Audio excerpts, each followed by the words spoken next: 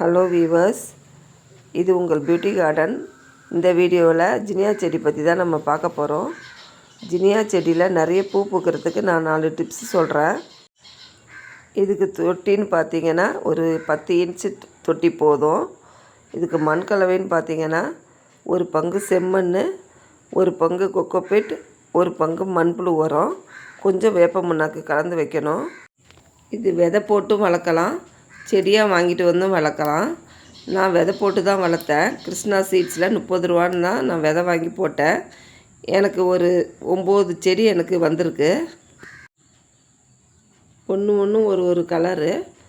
Baby pink, dark pink, white, அப்புறம் maroon, அதுக்கப்புறம் light white. எனக்கு ஒரு 9 செடி இதில் வளர்ந்துருக்கு. நிறைய இதில் கிளை விட்டு நிறைய மொட்டு வச்சுருக்கு. இது ஜூன் மாதம் நான் விதை போட்டேன்.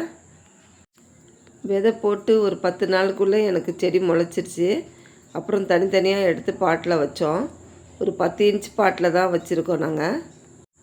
அதுலேயே நிறைய கிளை விட்டு நிறைய மொட்டு விட்டுருக்கு. எல்லா கிளையிலையுமே மொட்டு இருக்குது. இதுக்கு வாரத்துக்கு ஒரு முறை தான் நம்ம ஃபெர்டிலைசர் தெளிக்கணும். மீன் அமிலம் தெளிக்கலாம், இல்லாட்டி தேன் கரைசல் நல்லா இருக்குது. இதுக்கு நல்லா ஹெல்த்தியாக வருது.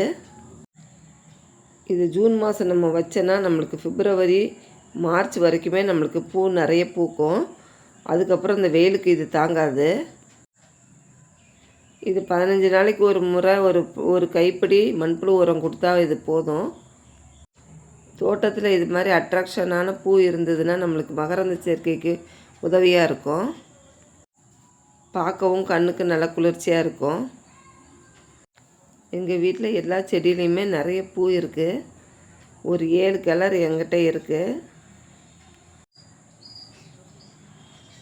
இந்த வீடியோ உங்களுக்கு பிடிச்சிருந்ததுன்னா இந்த சேனலை சப்போர்ட் பண்ணுங்கள், சப்ஸ்கிரைப் பண்ணுங்கள். தேங்க்யூ.